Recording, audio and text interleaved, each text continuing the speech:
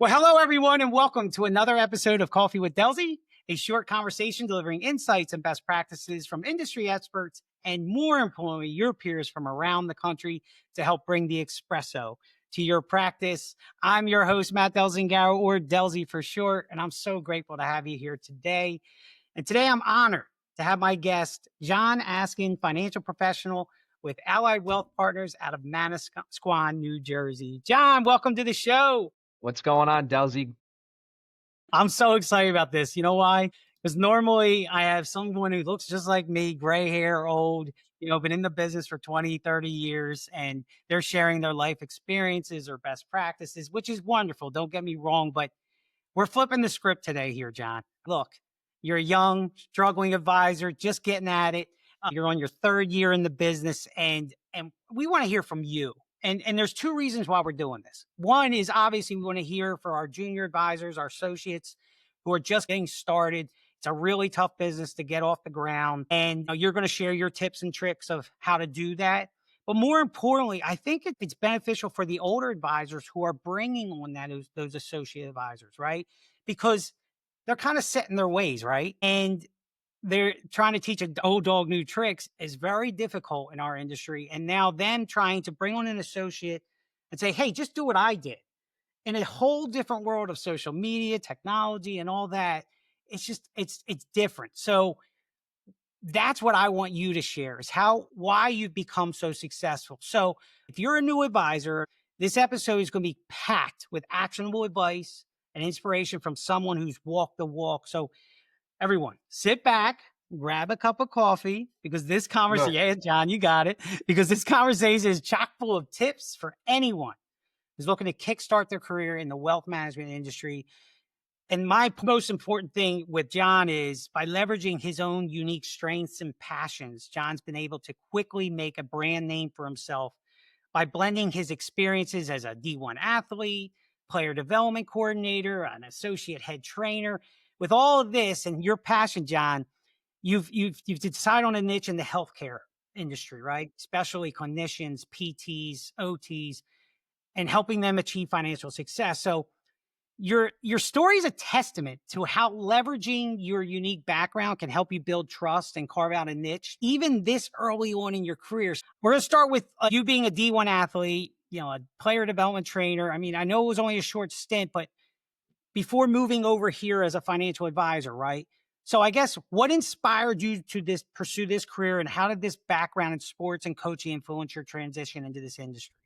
Yeah, absolutely. Well, so to kind of take you back, as Matt was saying, I was a Division I athlete at Monmouth University here in Jersey, was a soccer player, and didn't really know what I wanted to do. I went into school, everyone, it's like business school.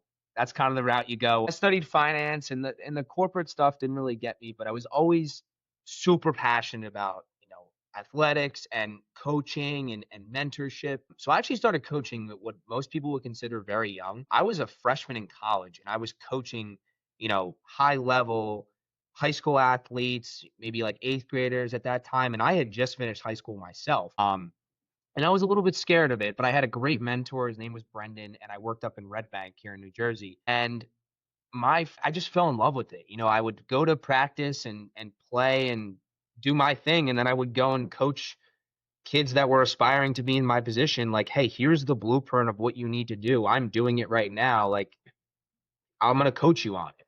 And I just loved showing up. Like, I would leave practice and, my friends would kind of, oh, let's hang out or let's play video games and let's do that. And I would go coach. I would go over in Red Bank, which was 15 minutes away, and I'd go coach for a couple hours. And I loved it. It gave me so much passion and joy. But, obviously I still had my education in finance, and I was never the person that wanted to go the corporate route.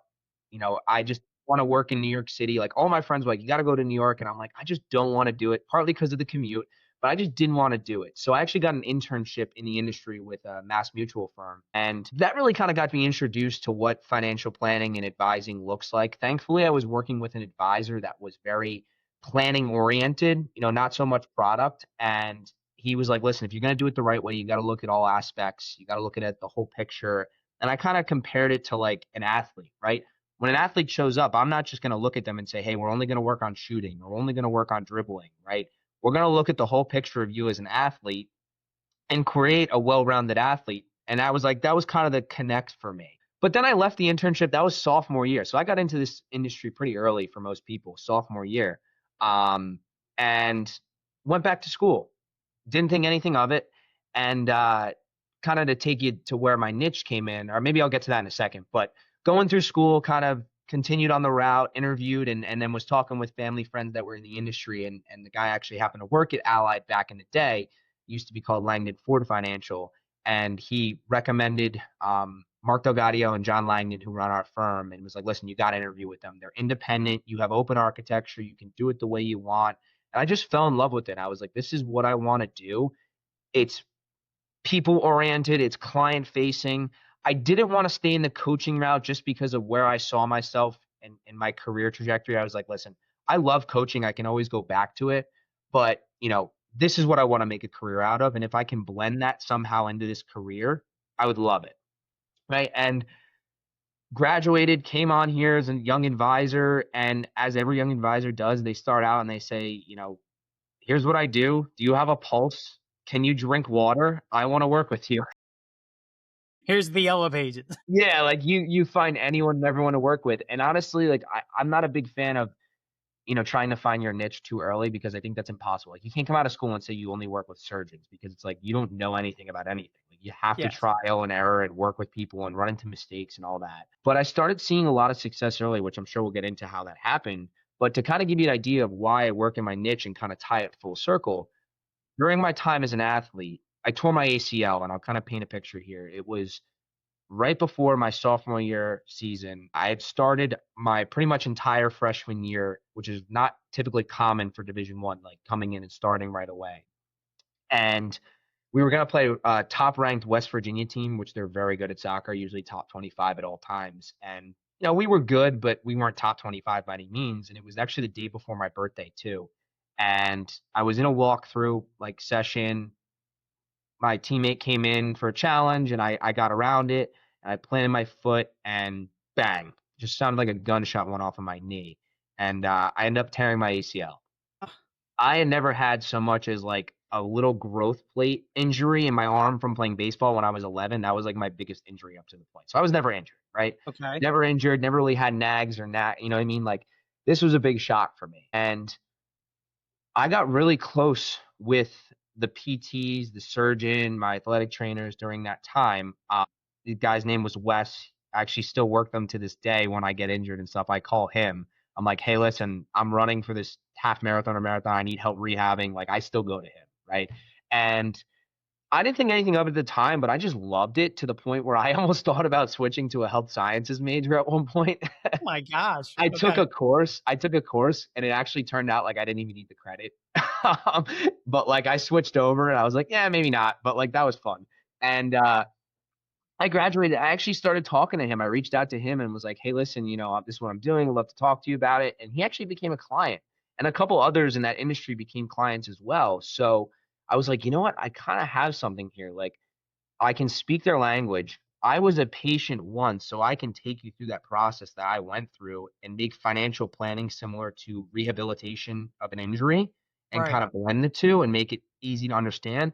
I also noticed there was just such a gap in education in that space for, not just PTs, but healthcare in general. Like they're so educated in their specialty, whether it's, you know, surgery or the musculoskeletal system or primary care, whatever it is, like they're so educated, but that is just never taught whatsoever. And they make good money relatively, but they're just, they're not taught how to invest it or save it or how to properly set up a plan. So I realized that like I had something there. And I'm sure we'll get into like what I do and the way it works. But, to kind of take you from that route, I was like, that was about 2 years in, I Yeah. figured that out. Well, that's so cool because one, things happen for a reason, right? So you getting hurt would have never put you in the position to really get these know these folks and know what they go through throughout their day because you spent so much time with them. So that's pretty cool. So that was just a setup or a blessing that you went through some struggles with blowing out Yeah. your knee and it ultimately became a gift, right? Yeah. So, that's one of my favorite stories. So, I guess rookie advisors, I hate to call them rookies, but folks Yeah. just Rookies. starting out, Yeah. They're rookies. everyone talks about the gray hair syndrome, right? And it sounds like you had none of that. Like you had no fear. You didn't care if you had gray. You still look like you're 16. Yeah. So I just like I think that's a biggest fear of young advisors is like, how am I supposed to go to some clinician or surgeon or PT or whatever that knows their field inside and out, is much older than me?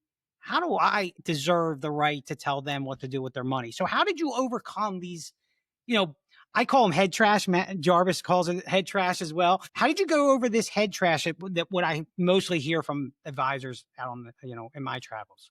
Yeah, I mean, it's definitely not easy because from my experience, like all that was fed to you as an advisor, which I think is warranted, is like how hard this industry is going to be, right? When I interned, it was here's the failure rate, here's how many guys drop out. Like it was always like negative, negative, negative, which I get because you want to obviously weed out the people that aren't going to make it in your recruiting process and stuff. I get it. But at some point, it was almost like you're ingraining this philosophy in people that you're recruiting that it's gonna be so hard that even if they see success, there's gonna be this doubt in their head saying like, "But that's luck," or like, "It shouldn't be that way. Like, just wait for it, kid. Like, just wait for it." And you're almost like doubting yourself the entire time. So I came into this industry almost like fearful, like I have to make it, you know what I mean? Like, there's no ifs, ands, or buts, and I think for me as an athlete and why there's a lot of athletes in this industry is because you're gonna be you're gonna face a lot of adversity and challenges and have to overcome them, and just naturally being an athlete, like, you're handling that every day in games and practice, so it does come natural, but I always felt like there was just so much negativity around it and not enough, like, "Hey, here's what to do and how to do it, and here's how I was successful." Instead of like, yeah, 97% of advisors fail out within the first 3 years. Like, all that negativity, and that was ingrained in me. So, you know, as a rookie advisor, I felt like back to your question of, like, how did I overcome that? I just said, like, I almost gave myself no option, like, burn the bridges, like, you got into this career to do this. I wanted to be the guy that's 45, spending time with his family, and I kinda thought about the long term of, like, the why behind it, not just, like, the money or, the unlimited growth potential, all that. I thought of, if I go the corporate route, I've seen my friends' parents that were never around for their games and were always working in the city, and I just didn't want that. So I said, "I'm willing to get through this tough time so that when, like, the most important things in life, getting married, having kids, being there for them is there, I have the ability to have created a solid foundation, gotten through the struggles, but can say at 2 o'clock in the afternoon, like, I'm leaving, I'm not booking a client meeting." And that was big for me in the beginning. So I kind of forced myself into there's no other option. Like, they're going to work with someone. It's either going to be you or someone else. Realizing that most people, like, I kind of bring myself back to my college self when I didn't know anything about this industry. Like, I didn't even know what the heck an annuity was or the 4% withdrawal rate or what a stock or a bot. Like, I didn't know that stuff. And then I realized, like, when you go to college and you study healthcare and you graduate, like, you don't suddenly just learn that stuff. You're so focused on your career. You maybe know a little bit from TikTok and YouTube, but they don't know as much as me, and I can be a huge resource to them. So I kind of just like ran with that. And whether it was healthcare or just people in general that were in that space when I was first starting out, I said, listen, I know enough. And if I don't know the answer, I'm surrounded by people that do and have done it. So almost leaning on that support system helps too. I might not be the person that's done it 40 years, but my team does. My team has more of a we approach versus an I approach was big. And the last thing I'll say to young advisors is, like, as you mentioned in the beginning, there's some advisors out there that are so set in their ways, and those ways were ingrained in them in the 90s. The industry is a lot different than it was in the 90s. There was no social media. You know, the way that you can invest is so much different. There was no Vanguard logging in 2 seconds and having an account pulling up and not having to wait for the quarterly statement to arrive in the mail. Like, it's very different nowadays, and investor is a lot more informed. So it's almost a different way of doing things. So I said, listen, I can be the advisor that's lived either the same year for 40 years in a row, or I can constantly be learning and evolving and adapting every single year. I think that's better for a client, even if I only have 6 months or 1 year of experience. I can always find the answers, but being able to ask good questions, be willing to learn, get into their shoes, speak their language. An advisor that's done it for 40 years might not be able to do that because they're just so set and stubborn in their ways. They're not willing to adapt. It's their way or their highway. So those were some of the things that helped me in the beginning. Walk us through like I mean, you've only been doing this for 3 years, and the success you already made club level, which is amazing, right? In your 1st and 2nd year, both years, you've already made club, which speaks volumes, right? I want you to walk us through, like, that prospect, that doctor, that whoever it was, and just, like, how did you overcome, like, your inexperience? They know you're so young looking. It's not a secret. Like, some people just look older for their age. Well, you Yeah. don't. You look half your age, right? So, how tell us, like, that experience, like, walking into the office going, "Oh my gosh, this is the biggest prospect I'm going to meet with." What was it that sold them on you? Was it, "I have this profession this support system that's behind me. I just speak their language." What was the difference? Yeah, so there's one client in mind, obviously keeping everything Yeah. anonymous, but the biggest client that I've ever had in my life, and I leaned on my team. So I work with another extremely successful young advisor. We're actually partners at this point, Steve Hawthorne. He's another advisor at Allied. And then also my mentor, my manager, Dan Arizzeri. We started out working a lot together, and I just leaned on the support system that we had in that meeting and saying, listen, we might not have I might not have all the answers, but my team will figure it out. And my team has this experience. I think that was the biggest thing there of knowing that they had, if I wasn't answering the phone, like I could text Steve and say, hey, so and so just called, like give them a call. And they got a call within a few minutes. Or texting Dan, hey, give this guy a call. Because they knew all of us versus if it's just me, that's all they have, right? It's like, who's this guy that's, at the time was 23.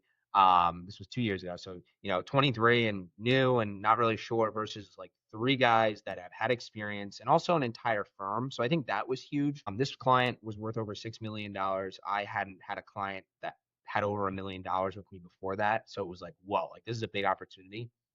The biggest thing that we did to get this client was they actually came in and said like, "Listen, we don't want you to manage our assets. Like we're good. We have," and they had accounts everywhere, right? And it was a mess. And we led with the planning. We charged them, I think it was like $2,000, which is now not a lot of money for me to charge. And we said, "Listen, we're going to put a plan in place and we're going to be your quarterbacks. We're going to be your financial quarterbacks because you just need to know what your money's doing and why you're doing it." And we kinda just led with that, and we led with the team approach and the planning, not, "Hey, you need to switch this annuity over to this, or you need to change this investment, we can get you a better rate of return," like, no. We just said, "We're gonna put a plan in place, we're gonna be your quarterback." Little by slowly, they started to say, "Wow, like, our other advisor never talked about that," or, "We never thought of it that way." And now to this day, we manage every dollar to their name. Oh, it took time, like, it did take about a year to get everything. All their assets eventually moved over because they did it little by, little pieces at a time. But I think the biggest thing for someone who's in my shoes that's younger is use your resources you have, lean on it. Don't be afraid of someone saying, like, don't be afraid that you don't know the answers because it's almost like a bad thing to sit there and try to answer every question because sometimes you're going to answer it wrong and then you can't really go back on that. Whereas if you say, look, they're meeting with you for a reason, right? You're already past that point of like, all right, can I like trust this guy? Is he competent? Like you've kind of gotten past that hurdle, even if they haven't started working with you yet. So you just need to like ask good questions. When you're asking good questions, it makes them think and say, oh, no one ever asked me that before. They're always like telling me or like saying things to me, but they're never like asking me like, hey, have you ever like thought about what your tax bill looks like? And have you thought about mitigating strategies for that? Or have you thought about, you know, doing things a different way or why do you think that way about money? Like those really deeper questions to get them thinking. They're going to leave that meeting saying, wow, like I never thought about it that way. Like I should probably come back and meet with this guy, see what the answers are going to be. Right? Almost getting them to think about those things Right. they haven't thought about before. Because like I said before, if you don't have the answer, like if you're at a firm, which I always believe in starting at a bigger firm, like you never want to go out and start like a really small mom and pop shop. There's not enough resources. It's tough. But you can find the answer to it. Like if I have a complex estate planning question, like there's an advanced planning team at my broker dealer, at any of the wholesalers that I work with, they have Yep. advanced planning specialists. Like I can find the answer somewhere. And then I can come back to them with the right answer, informed, prepared, poised for that, versus trying to say, like, oh yeah, well, this, and that. And then it turns out like that was the wrong information. Right. Yeah. So I think that's big is don't try to have all the answers right away because you're not gonna, number one, but number two, you don't need to. Don't try to sound too smart and you're gonna end up speaking too much. They're not gonna get a word in, and then they're gonna leave saying, "I don't really think they heard me that entire meeting. Like I just was gonna speak about themselves." So it sounds like you're like learning on the job. Mhm. You don't even walk into the meetings like, I don't know how to talk to this person. Like you're literally just having a conversation, right? Asking them questions. And then if you don't know the answer, you go, I'll find out, lean on someone. But that's what's so cool about the fear of that is what I think keeps advisors from being really successful. So the question, I guess, is are you just literally learning while you're finding those answers? Yeah, I mean, like, that's the That's only I'm a awesome. it's kind of like, I bring it back to teaching coaching kids, like, you're never gonna if you say, like, "Oh, I wanna shoot the ball and take a free kick like Messi," right? Or Derek Jeter's famous for this. I'm a big Yankees fan, he's big famous, like, he hit off a tee for 10,000 hours or whatever it was. That was his big thing, like, he didn't just perfect his swing, get to 3,000 hits just magically, like, he put in the rep, he probably screwed up, he could have been the worst kid on his team in T-ball for all we know, you know what I mean? Like, everyone said, "This kid's not that good," but, like, that's the only way you're gonna find out is by trying, so, like, the paralysis by analysis is big, like, trying to get it right the first time. I used to do it personally, and thank God my mentor was like, "Dude, just, like, pick up the phone and dial. I don't care if you screw up, or put the solution together. I don't care if you mess up, because that's the only way you're gonna learn is by doing that instead of trying to get it perfect every time, because that's where you actually just stay in the same place, right? You're already at a no from the client. They already said no to you because they're not working with you. So the worst place you can be in is they don't work with you and you learn from it, right? You learn that entire process of like, okay, what didn't work? What can I change next time? How can I be better? Boom, do it again, do it again, do it again, do it again. Just rinse and repeat. And I heard someone say this recently, which I was like, that's actually a really good way. Like, fear is just false, false evidence appearing real, Yep. Love right? it. False evidence appearing real, right? Like the fear you have of picking up the phone and calling someone is just you think like, "Oh my god, if I don't get this prospect, like, they're not gonna work with me, and then, I'm not gonna make money, and then no one's gonna love me, and my wife's gonna leave me, and my kids aren't gonna" like, it's that trajectory that we have, and then realistically, it's like you're gonna hang up the phone and be like, "I'm good. I didn't die." And guess what? There's what? 329,999,999 people out there that I can potentially work with? Like, okay, move on to the next. So I think that's a big thing is just being willing to try and push through the tough times. Thankfully, I wasn't in this situation, but they always talk to me like I still feel maybe it's the case, but like when they say when you're young in this career, you're going to be overworked and underpaid, and then eventually you're going to be overpaid and underworked. Which I still work long hours. Yeah, and now in the summers I do take some less time because it's nice out. And I've earned that, but there's times in the winters where I wouldn't leave this office until 10 p.m.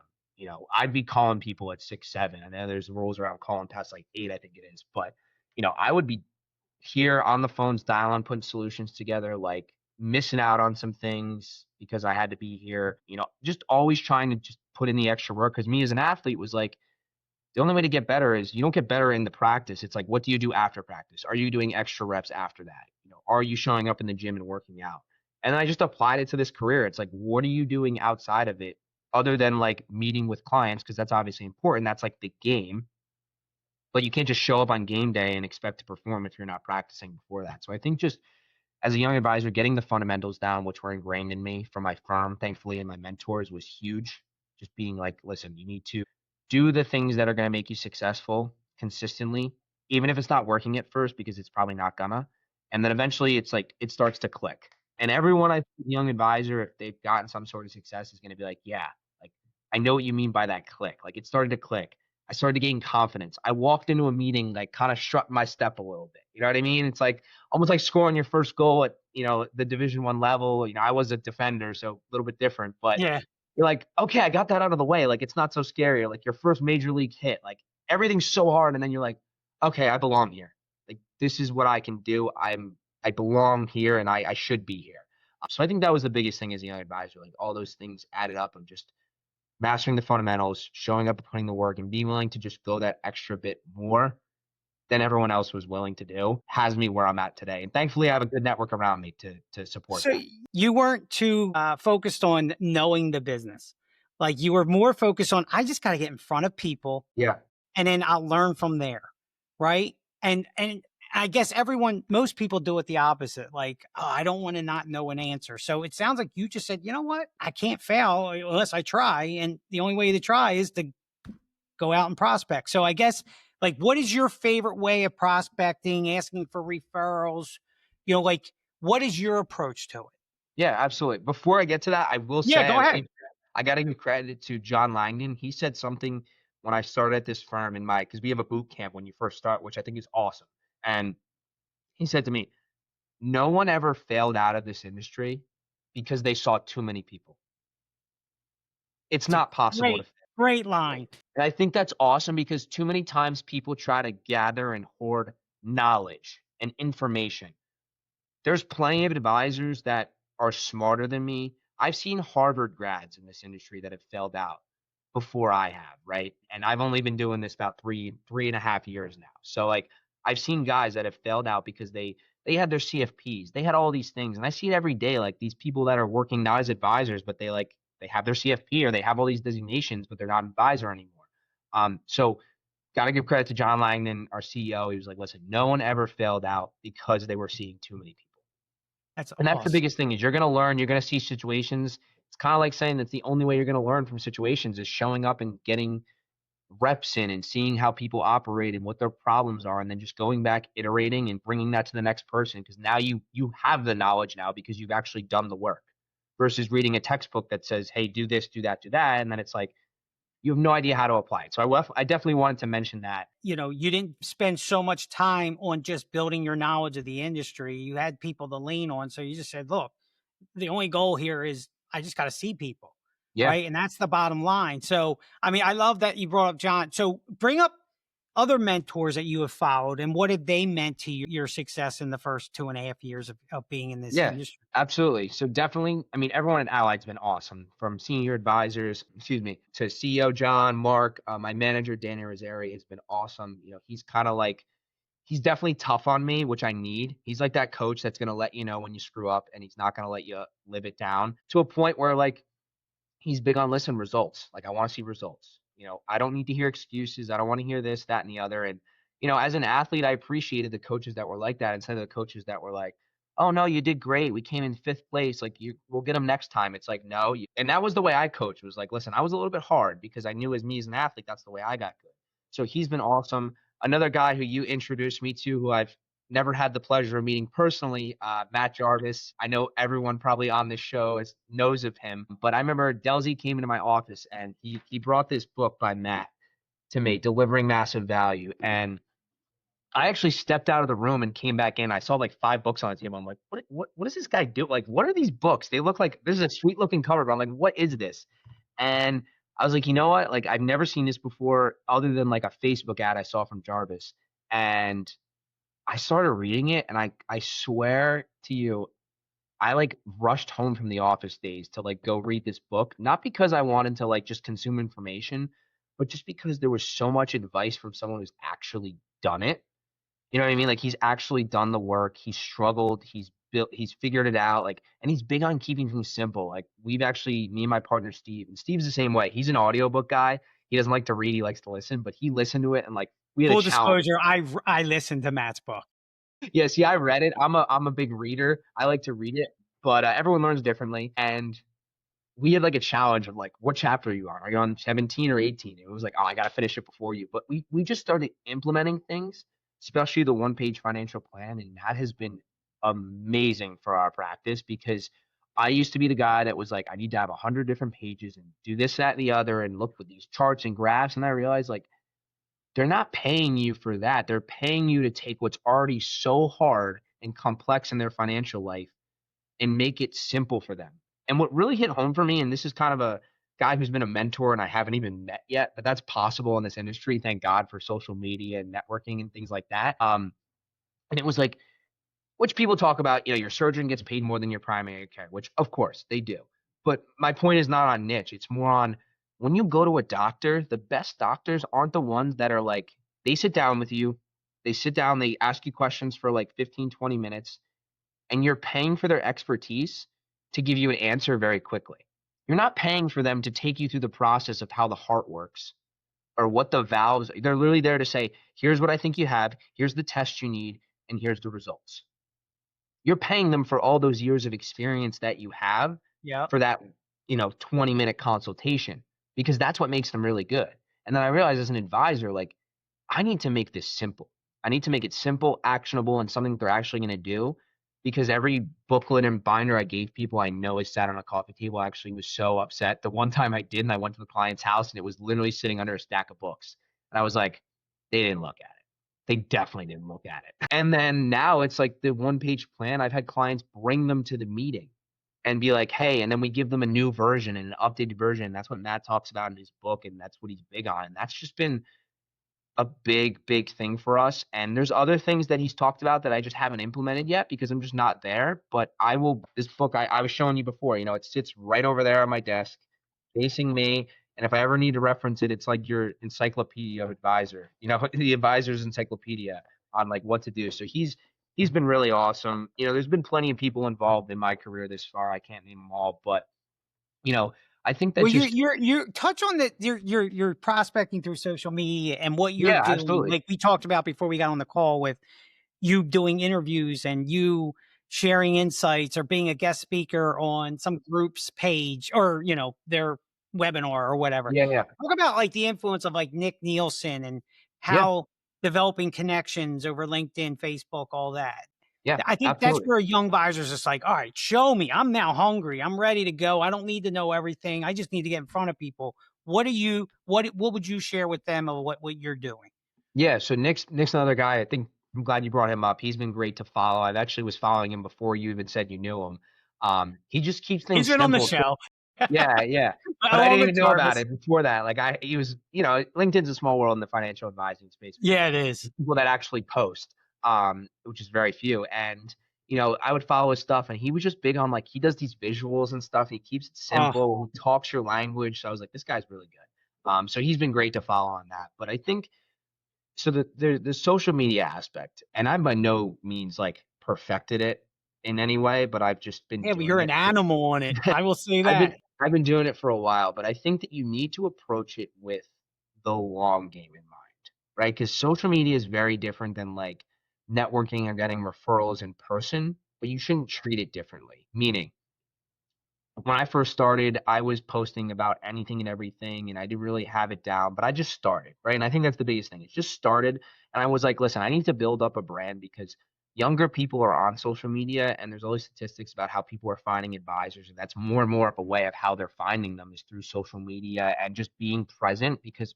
people are always consuming social media. They're always on it, and if they're seeing you, there's a trust that's built up just from the mere exposure effect, right? The more you see something, the more you trust it, even if you don't know them. It's just how it works. It's how we are as humans. It's subconscious. So I kind of took that and was like, all right, I'm just going to start posting and just started posting and then finally said, all right, I have my niche. And then I got into the niche of the healthcare clinicians and I started to, my biggest thing was I sought help. I've had 3 coaches up to this point. One was just getting me to be more present on social media and not be afraid to charge fee for service planning. The other one was how to actually build LinkedIn profiles and how to post on LinkedIn and the style to posting because there is a style that you want to post for people to actually read it and not just look at big blocks of text and say, I'm not reading that, I'm scrolling. And then I'm working with a coach now on the way to talk with people and chat with them in DMs and, be a human. And I think that I've spent, geez, like well over probably 15 grand on my personal growth, where people say like, oh, well, if you invested that 15 grand in the stock market and did this. And I'm like, well, I invested 15 grand and I've probably made like 50 grand from it. So I don't know any other investment where you're going to invest 15 grand and 2 years later have 50. So that's what I'm gonna do. And I still invest obviously and stuff like that. But I think that's been huge is just being able to put my money where my mouth is and learn and just start and try. But I think now at this point, like I built up a network of people. I'm big on connecting with people within your niche, figuring out using like LinkedIn Sales Navigator. That's another tool of seeing how to connect with people that are in your niche category, whether it's, chiropractors or dentists or young married couples. Like LinkedIn's a superpower for that because it's like the only social media platform where people have like their job description, where they're located, how long they've been doing it for. You don't have that on Instagram and Facebook and all that. It's just not a thing. So LinkedIn's awesome for that. But the biggest thing I'll say is stop trying to lead with, here's what I do, here's how I can help you. It doesn't work. Because just think about it. Someone said this the other day and it was awesome. It was like, treat it the same way you would showing up like a happy hour. If you show up to a happy hour networking event or you host a networking event or something like that, you're not going to go up to the person and introduce yourself and say, you can say, hey, my name's John Askin. Even you're probably not even going to say what you do, right? You're just going to say, hey, I'm John. Oh, hey, what's up, man? I'm Delzy. Oh, awesome. Where are you coming from? Oh, I live over here. I'm in Asbury. So, I live in Asbury. Oh, no way. Like, have you ever been to this restaurant? It's really, oh my God, I love that restaurant. And then naturally it turns into like, okay, like what do you do for work? And then that reciprocates and that's how the conversation starts. The beauty of LinkedIn is you have a headline which says what you do. And if they connected with you, they know what you do. Right. So it's the elephant in the room. They're not stupid. But I'm big on connecting and saying like, "Hey, I just checked out your profile. I saw you were a PT and you worked at so and so." Like, "Oh, I actually know Jim. Like, he worked there and he was actually someone I was speaking to the other day, so I figured we should connect." And then they just start talking to you. And then not until like, I don't know, maybe like 10 or 15 messages, it's like then I maybe start asking them a little bit more because it clearly they're interested or they wouldn't be talking to me or responding and say, "Hey, listen, I lead with value, so I have a lot of PDF guides that I've made for people in this, like top 10 mistakes I see healthcare clinicians make, or the best money moves you can make in healthcare, or how to save taxes as a healthcare professional." And I give them that as value, and then I just drip on them, right? And then I'll follow up and I'll be persistent, politely, but say, "Hey, listen, how'd you find that guy? Did you have questions?" And then naturally they say, "Hey, listen, I'd love to get on a call." That takes time though, because it's like anything, like any relationship. Before I met you, you didn't just come to me and say, "Hey, I got this podcast, I want you to come on." I probably would have been like, "Dude, I have no idea who you are. Like, what are you talking about?" You led with, no pun intended, massive value, and you said, "Hey, here's this book. Like, I don't expect you to do business with me yet, but like, here's this book. I want you to learn from me. I'm here as a resource." And you led with that. And that's what I think the biggest thing that people get wrong on social media is they're trying to lead with what's in it for them, which I get it. It's kind of Yeah. we're all selfish in some way, but like figure out how you can help them and lead with value. And naturally that stuff gets reciprocated. That's just how we are as humans. Like if someone gives you a favor, you kind of naturally return the favor. And typically for me on social media, it's I can help you. I can help you because I wouldn't be messaging you and you wouldn't see my profile. Maybe it's 6 months until they're ready and they just had a kid and they're like, "Oh, I need to talk to this guy." Who are they going to think of? They're going to think of you, right? They're not going to think of someone else or, they're going to be like, "Oh yeah, I remember John. He does this. I'm a PT. Like maybe I should just get on a call with him." So I think the biggest thing for young advisors is just start getting your name out there. Posting is doing more than 99.9% of advisors out there. They're not posting. So just you're never gonna have it right. If you looked at my posts from 2 years ago, they sucked. They were not good, and they're still not in my opinion. I still think I have so much more to go.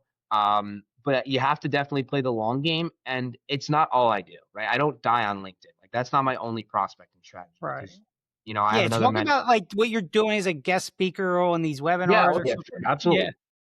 Because that's credibility right there. Yeah, so the one thing that I got from a mentor of mine was he was saying, like, listen, Matt talks about it, Jarvis talks about it in his book, other advisors have talked about it to me. I'll give you an example. Like, there's a PT that hosts a really big podcast, and I message him and say, "Hey, listen, this is what I'm in the net, see, we're in the same field, working with the same types of people." I would listen to his podcast to get an idea of what his show is like, number one, so that if I was ever going to be a guest, I could actually reciprocate that. I said, "I just listened to this podcast with so and so. I love that point you made on this." Like, and then ask a question. And that is, think about it. If you got a message, Delzy, and said, "Hey, listen, Delzy, like, I just listened to your podcast with John Askin. I loved how he was talking about his strategy with getting people on the podcast. What do you think I can maybe introduce me to him or something like that?" You're going to open that message and you're going to respond to it because it shows they actually took the time to care. I did the same thing. Take a little bit more than the average person does. You're going to get their attention. And then like a week later, I mentioned to him, I was like, "Hey, listen, I know I was scrolling through your podcast. I'm not trying to pitch myself in any way. I know that healthcare is lacking in like financial literacy. I'm not here to pitch my services, but if you ever wanted a guest on your podcast to just pick their brain and talk about what they're seeing in the space and to provide value for your listeners, let me know. I'd be more than happy to. And oh, by the way, I host my own YouTube channel. Before you even host me, I'd love to have you on there just to talk about what you do. and what you're doing in the space because I have a network of clinicians that could learn from you. And by the way, it has nothing to do with finance. Like it's just literally for you guys to talk about your story and hopefully help someone else out. So you basically were offering services to get him more exposure Yeah, versus I was for like, how you. can I it was and honestly, it was the other way around. Like, I did that first, and then they reciprocated and said, "Hey, listen, I, like, would love to have you on the podcast." It was more of like, "Hey, I saw your podcast. No, you never had anyone on, but I have a platform. I'd love to share it." And I don't have 100,000 subscribers. I've got, like, 3,800, almost 4,000 connections on LinkedIn, which is a lot for most Yeah. people. Yeah. It's really And then, I've got viewership on my YouTube channel, but it's really just for how can I help you get more exposure and how can I help people in my network? And then eventually they see the value and like, hey, listen, this guy's more than just a financial planner. Like he's got a network of people that I can tap into and have a resource to. And that's really my thing is I want to be that person for that brings together all these minds in the healthcare space where if like you need an attorney specializing in healthcare, I have that. If you need someone who's a coach for starting your own private practice, like you don't have to go on Google. I've got the top guys in my resource and I'll introduce you to them. I'll bring that in. If you need front desk is a big issue for PTs, keeping people in appointments and sales. I've got a guy that specializes in that. So like that's my point is I want to get these people in my network so that when I'm working with people, they say something, I'm like, oh, I got a guy for that. Like you should talk to him. Right? Because I you have understood. someone that actually helps I'm saying advisor because that's what I Yeah. call helps like offices find like front desk folks, like employment. Yeah. Okay. Well, I'm gonna have to talk to that person because my advisors are constantly asking me, I just lost my front desk person. Can you help Yeah. me? Yeah, he does that, and he also coaches them on, like, being more than just, like, front desk people and helping with, like, the sales process and keeping appointments and being, like, that person for them versus just being like, "Okay, yeah, you're canceled, no problem, we'll cancel it."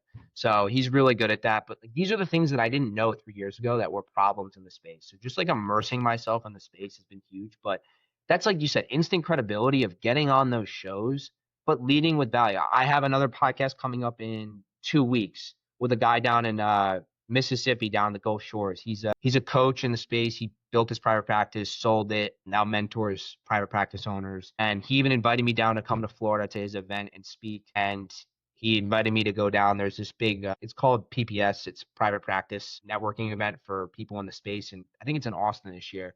He's like, "Yeah, when you come down, like, we're gonna go out to dinner. Like, I'll probably have, like, 15 or 20 private practice owners. Like, I want you to meet them." And this is me commenting on this guy's post for, like, 6 months, and he never answered my comments, but he always saw them. And he That's reached out to me. insane. Yeah. So My gosh. it takes time, but eventually it's kind of like investing. You feel like nothing's happening, and all of a sudden it starts shooting up. Uh, Yep. Compounding. Compounding in relationships, It's same thing. so funny. My story with Jarvis, I was like, there's no way this dude's going to ever get on Coffee with Belsey show, right? In Eastern Pennsylvania, kind of small territory. And He's out of all I what? did was I DM'd him and I said, Matt, is there any way I can order like 50 books from you? And he's like, yes, and I'll do one better because you led with buying my books. I'm going to actually have you. I would love to be on your show. And I'm like, what? He even knows about my show? Like, Yeah. it was so cool that, someone like that, Libby Greiwe. I don't know if you know Libby following the Efficient Advisor. She's Yeah. unbelievable. She's been a guest. Like, and it just builds. Like you said, it I gotta compounds. show You get let me show better you and better something. guests. I got a PT that I bought his book from him, and I The give these out to brain that some clients. chooses It's called The itself. Brain That Chooses Itself. This is Mike. Mike Studer's his name. He's like a world-renowned expert on like neuroplasticity and like stroke research and stuff. He speaks all over the world. He's built his private practice up and sold it multiple seven figures and been really successful in the space. And I DM'd him and said, "Hey, listen, Mike, I saw your book. Like, I'd love to read it. And can I get 5 copies? I got 5 clients that I want to send it to." I've actually got handwritten notes there that I'm going to send out to them to just provide them value. But he's like, "Yeah, like I'd love to have you. Can I come on your YouTube channel? I'd love to talk." I'm like, "Absolutely, I'd love to have you." And now he's a huge advocate of mine on social media and everything. Uh, it's really important to lead with value for people and not That's look at what's in awesome. it for me, but like see how you can help them in some way because Sure, there's gonna be the people that aren't gonna reciprocate it, but that's fine. You're getting reps in, you're getting practice, but most people do. Most people are like, "Oh, well, like, what can I do for you?" Or, "Oh, I was reading this and, like, I've actually been looking for an advisor, like, would you be willing to talk?" Absolutely, would love to. Instead of the, "Hey, I'm an advisor, here's what I do, can we get an appointment?" It's like, "No, dude, I'm busy." Like, you're weird. It's like think of it like a networking event. If you showed You're up for weird. a happy hour, if you showed up for a happy hour and you met someone and you just pitched them with that, they're gonna turn around, they're gonna talk behind your back and say, "Stay away from that dude. All he wanted to do was pitch me the whole time." Yeah, it's the So worst. Don't ever that's the get way I've known as approached that, things. right? Yeah, it's just So, is LinkedIn the only platform? so YouTube, are you using Facebook? Are you leveraging like, okay, I know this guy's on LinkedIn. Obviously, I can look him up on Facebook or her, yeah. have you leveraged Facebook that way? So Or I is that kinda haven't. weird? No, it's not weird. The only thing is, as you know, in our industry, there's a lot of compliance. So LinkedIn's been the one where I figured out what my compliance department allows me to say and what I used to get every post denied. Like, hey, fix this, fix that, fix this, fix that. At this point, I don't get a single post denied because I know what I can say, what I can't say. I've perfected my message, and I'm honestly just repeating the same thing in different ways, which is important in marketing. You don't want to change it up like crazy. Yep. But I'm on YouTube because I finally got approval for that. I haven't done Facebook. The only thing I will do on Facebook is run like Facebook ads, just to like promote a lead magnet or something like that. Like, hey, here's my guide and get people to show up that I can, you can filter it by profession and stuff. And Yeah, that's what I was gonna say. Do you, like, specifically pick the yeah, healthcare industry? yeah, Okay. so my biggest thing there is I have an email newsletter that I send out every week, Friday at 9:30. It's called the Weekly Wealth Treatment. So I've kinda made it resonate with people in that space, Weekly the wealth treatment, the that's weekly wealth cool. treatment, right? So I have it on my LinkedIn. Well, how are you creating that? I just type it myself. I go like a month in You it. just I pick a do it. different topic or what? Yeah, like I'll talk about different topics. I know like, there's a lot of advisors out there that have newsletters. I know Nick has one. I'm actually subscribed to Nick's because I like learning from him. Um, full, I guess outing myself here. I almost have like a burner email that I subscribe to all these newsletters just to learn. So like Dave Zoller's newsletter, I get like Yeah, it's because ours. my main His I don't want weekly into my tip, right? yeah, and Nick sends Are it out they every gold or Saturday. what? They're great. They're great. My gosh, they're Yeah, gold. yeah. He Zoller sends it. is Yeah, unbelievable. dollars and diagrams. I think it's called right. Zoller Yeah, yeah. See, and So have you implemented any of his stuff onto your YouTube channel? yeah, I mean, I haven't. So my YouTube channel is more of like the interview style. I haven't yet gotten to the point Okay. of like content on Where you're there. doing short. Yeah, like I definitely need to start doing that. I've been, I guess, naturally a little lazy on that end, but I've been doing well in other avenues, so I guess I haven't gone that way yet. But my goal, like I guess if you talk to me like 5 years, like I definitely want most of my clients coming from the social media space. My the way my funnel works is I'm not really selling you on LinkedIn or anything like that. Like I want to get you in my world. I want you to start getting my emails and I want you to book appointments through my email. Right. And That's that's the it. way I want the That's funnel to work. I've been Yep. coached that way. I've done a ton of research. I've been told So like, you're not even prospecting anymore. You're just literally getting people into your world, yeah, and I then mean, they eventually sell themselves on you like, "This dude knows what he's talking about." yeah, I mean, I wouldn't say I'm not prospecting because I'm making calls every day. I never Okay. stop. Me and my partner don't. And I'm glad you shared that. yeah, See, I'm I try not to ask there yet. questions, and advisors who are watching this video are thinking, "All right, Delsey, ask this, ask this." So Yeah, you no, just it's definitely I won't say it's all sunshine and rainbows, like, I've kinda just started the email thing, like, 3 or 4 months ago. I've definitely got, like, over 50 people on that list that are just purely in my niche, which I think is pretty good for my connections. My goal is to get to, like, 200 or 300 by the end of the year, which I think is more than doable at this point. But I think that, you're not number one, if you're young, don't expect immediate results. Or even if you're not young, but you're like new to social media, like if you're an advisor that's doing this for 30 years and you're like, I gotta figure out a different way, um, just bring it with like a novice approach. Like go into it and say, listen, you're a great advisor. You've been doing this for a while, you probably got a great practice but you're new to social media. So stop trying to bring in that Dunning-Kruger effect of you're good in one field, which means you're good in another field, right? That we all know that effect. Like I'm so good at this, I'm so successful in this. It absolutely means I'm going to be successful with this other thing. Like we do that. We need to check our egos. I've learned that as well. Being willing to check your ego and say, let me just be a novice at this and learn, you know? Let me just learn. And I look at learning as decreasing the time that you have to spend on something because money's renewable, right? You can always go make more money. You can't get time back, right? So if I can go learn from someone like Jarvis or you, Delzy, or anyone that's been in my shoes and say, hey, listen, here's the problem I'm running into. What would you do? You're not going to go make the mistake that they probably made 15 years ago doing the same thing because they were afraid to ask, right? So be willing to. I've made mistakes on LinkedIn, but I've also probably avoided a lot of things that people are thinking about of like, oh, like, what should I do this? Well, just ask someone. Be like, hey, dude, I see you're awesome on LinkedIn. Like, I got a question for you. Pay for their time. Be like, listen, can I get an hour of your time? I'll pay you $200 or whatever your hourly rate is. Can I just learn from you? You're that $200, if that means you go and get 2 other clients, you're gonna make multiples of that and save yourself so much time. So that's what I It's think is big. It's so funny you say it because when Jarvis was on my show, he talked about I go, "How do you get referrals with CPAs?" And he goes, "I call them and ask them, 'I'm gonna pay for your time. Can I ask you some questions to see if we're a fit for me to send you clients?'" Yeah, And he's like, I'm like, "What? You actually pay the CPA for their time?" And he's like, "Yeah, why not?" So he's the only advisor for up to that point, I guess. That he's like, I think I'm the only one who does who were I actually asked the CPA to pay for their time, and they were like blown away by it. yeah. So it's you just said the same thing. Yeah, I mean, it's the same thing for I mean, think about it. They're gonna respect the hell out of you. They're gonna be like, "Wait, you value my services so much you're willing to pay for it?"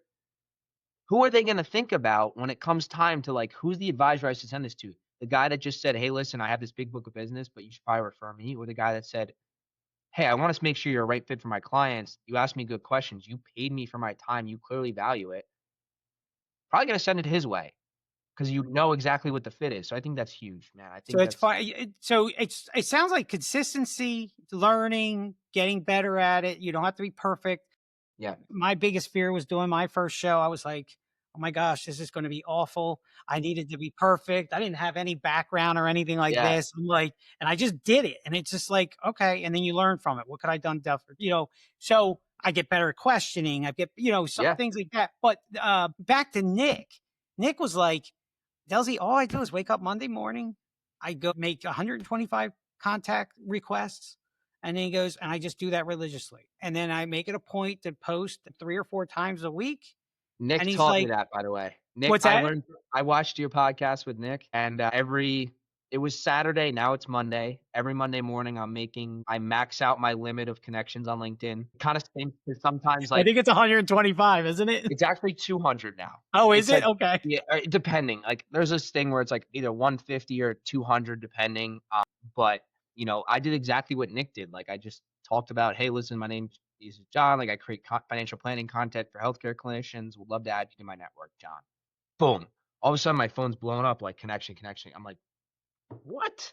And, like, I got, like, It friggin' 40 works. connections. Yeah, it works, and because 'cause you're just being real, you're not pitching them, and it's just that consistency, like, putting in the reps. Like, 2 months or, before this year, I had, like, less than 2,000 connections. Now I'm at, like, 3,800, and I know I'm not gonna get to 30,000 overnight, but if I just keep doing it, eventually it's gonna just snowball and compound, and that's been posting every day, just doing the fundamentals. We teach clients to do the same thing, but sometimes we're not willing to look at ourselves in the mirror because we tell clients, listen, automate your 401k investing, automate your saving, build up an emergency fund, put $50 away a month, even if it means like you don't think it's going to end up just start somewhere. But then when it comes to other things, we think we need to have $100,000 to do it day one, right? That's like saying I'm going to wait till I'm making 300 grand before I start saving. It's like, well, then you're going to get there and you're not going to do it. It's like saying, I'm gonna wait till I'm gonna get 10,000 followers before I start, like, messaging people or posting. Like, it's just not how it works. So, Now, my commitment to you is we're gonna get you doing shorts on YouTube. listen, if that's my action plan, I'm gonna show you how to make it really easy how to do a short. absolutely, yeah, I think I need to start doing that because 'cause I've done them on LinkedIn a little bit. Like, I'm big on cutting Yeah, podcasts I've been on and making posts. you're Thank God probably for doing it by AI. hand, right? Thank God for AI.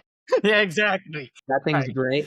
But, uh but yeah, man, it's just been I think the biggest thing is, listen, I'm sitting here on this podcast, I'm like, I shouldn't even be speaking to people, who am I? But, like, I don't know all the answers, and I'm not gonna pretend to. I've been doing it 3.5 years, but I'm just willing to learn, I'm willing to ask questions, I'm willing to I'm honestly willing to look dumb. I'm not afraid because I know that. I think actually that is probably one of the biggest characteristics. I have no fear of looking stupid.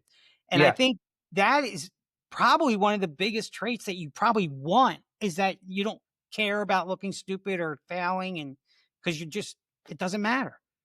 I mean, yeah, it's like I always think about what's the worst that can happen? No. Where are you right now? No. Do you know what I mean? Like, we're programmed to look for the negative. So it's hard, but once you overcome that, and I think the only way to overcome it is just repetitions. It's like saying, you know, again, I'm gonna bring up the soccer reference, but the soccer player, you're getting up there, it's penalty kicks in the World Cup final, you're stepping up for the game-winning kick. You didn't make that kick that day. You made that kick because of all the other penalty kicks you practiced for the last 20 years in your backyard and in training that prepared you for this moment. So the big prospect that you closed didn't happen because you just showed up and you were the best. It was because you failed at all the people that maybe were worth not a lot of money and you just tried and you work with them and then you lost the big prospect 3 times in a row before you found that one, but you finally got it and then you started to get rolling, right? And that's the biggest thing is just treat it like anything else. Like we're so good at doing it with sports, I think, because that's just how like practice makes perfect. Practice doesn't make perfect. I'm big on that being out of the vocabulary. Practice makes better, but like being there and always saying like I can always be better. I can always improve. What can I improve on? Like constantly learning, and I think that's huge, especially in this industry where tax laws are always changing, regulations always changing, people's circumstances are always changing. There's always going to be opportunity. Just be the guy that finds an idea or is willing to ask a question about something and just be genuinely interested in people, and I think the results will follow. I want to correct me if I'm wrong, but my takeaways are your reasons for success are one, you have no fear. Two, as you just do it. You don't care whether you know it or not. I'm going to find out later. Right. And three is like the consistency of doing something like that. I don't know. That seems to be my takeaway. I mean, It's simple, man. It's like just start with something, get the fundamentals down. Like you said, find something that you can do every day, whether it's 30 dials a day or 30 messages on LinkedIn or going and visiting 10 local business owners and bringing them some food and introducing yourself. Like I know that's worked for some people. I know a chiropractor guy that's doing that in Texas where he literally showed up, told people and said, "Introduce himself. Here's what I'm doing. I would love to, treat you guys to lunch." He got kicked out 4 places. 2 people were like, "Eh, maybe," and then 3 other guys were like, "I'd love to have a conversation." Good for him, man, because no one well, else is doing that. So, yeah. one of my guests, Erin Bodsford, I don't know if you've seen those videos, but I interviewed her on 3 different sessions. But she was a top $1 billion AUM, and she said, "Delzy, I would literally throughout my career just stop in on small business owners and drop off bagels and just say, hey, I'm in the area, just wanted to say hello. I'm on my way to the office. Take care." And that's how she built her 401k business and things like that. It's just Yeah. getting in front of small business owners. That's where the money is, right? Yeah, for sure. Absolutely. I mean, gosh, I can't thank you enough for your time, brother. This No, was thank you. absolutely gold for our young bucks. But I think more importantly, even for the senior advisors who are bringing on those young bucks and, getting caught in that you got to know it all. You got to know it all. You got to know, and you took the totally different route. You're just saying, look, I'm going to learn on the job. Let me just go see people. I'll find out later. And you're going to learn Absolutely. by doing. That's how I learn best is when I'm actually putting it into practice rather than Yeah, trying to read absolutely. it out of a textbook. So anything else? Any final parting words for us? I mean, dude, thanks for having me, number 1, and just anyone that's like if anyone has questions, I'm an open book. I don't hide my Are secrets. I you don't really cool with them connecting with you Yeah. on Yeah, LinkedIn? send me a message on LinkedIn, like, reach out. I'm an open book. I learn from other people, so I'm kinda just spitting back what I've heard in a way that maybe understands better. Like, I don't have all the secrets. No one does, in my opinion, in this industry. I think there's plenty of business to go around. I think there's plenty of people that need help in our industry, and I think that if, this makes 1 or 2 advisors better, it makes this country and our profession better. That's kinda the way I think about it is I'll tell you this, John. There's not a better opportunity to get into this business now with all the older advisors getting out and having to sell their Absolutely. I mean, and we don't have enough of them. We really Yeah, don't. I agree. You're The a average age rare is breed, brother. We need more of you. Yeah, I listen, I'm always big on bringing young guys in. We actually have a couple guys starting with us soon, so I think it's exciting. I think it's exciting. I think the Now you next get to wave is bring them coming under in. your wing. Yes, sir. Yes, sir. All right, you got to go. Get out of here. Thank you again for your time. I appreciate it. Thank you, Thank you man. guys for all listening. Hope you make it a great day and enjoy the rest of your coffee. Sounds All good, right, brother. be Thank you. good. Thanks, John. See you, All right, I'll bud. see you.